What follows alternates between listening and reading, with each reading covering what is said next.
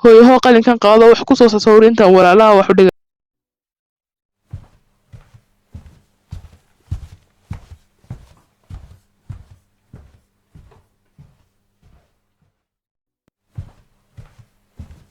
hooyo awowan qadada u geynaa inta casharajina sii akhri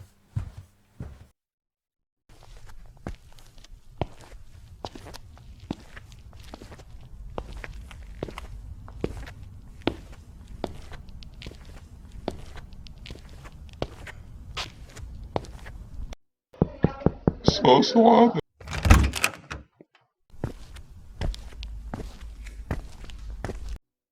adeer qadadii waan ku keenay hoo adeer waa mahadsantahay halkaa ii dhig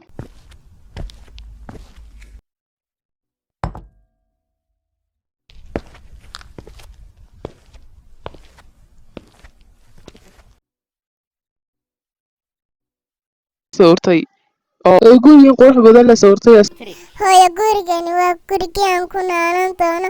qolkani waa fadhii, qolkana waa hurdadii, qolkana waxa weeyaan qolkana waa matiiqi, qolkana waa suuligii.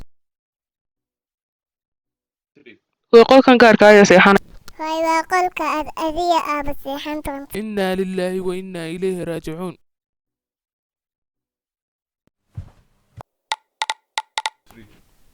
asalaamu calaykum walaal, waxaan rabeen alaabta la wareejiyo.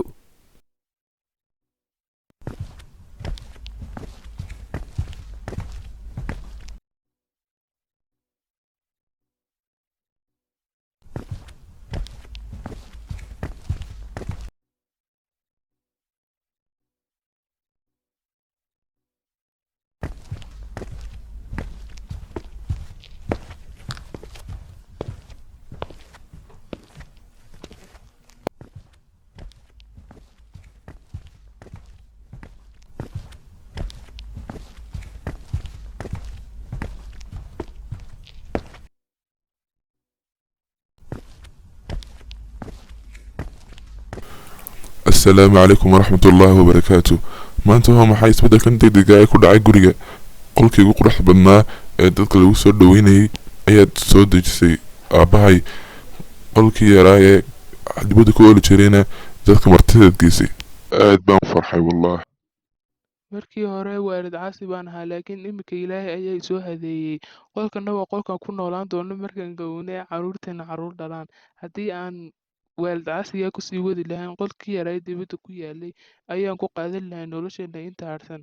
waxaana ka xarimay sheekada iyo daryeelka carruurteena iyo waxay dhaleen.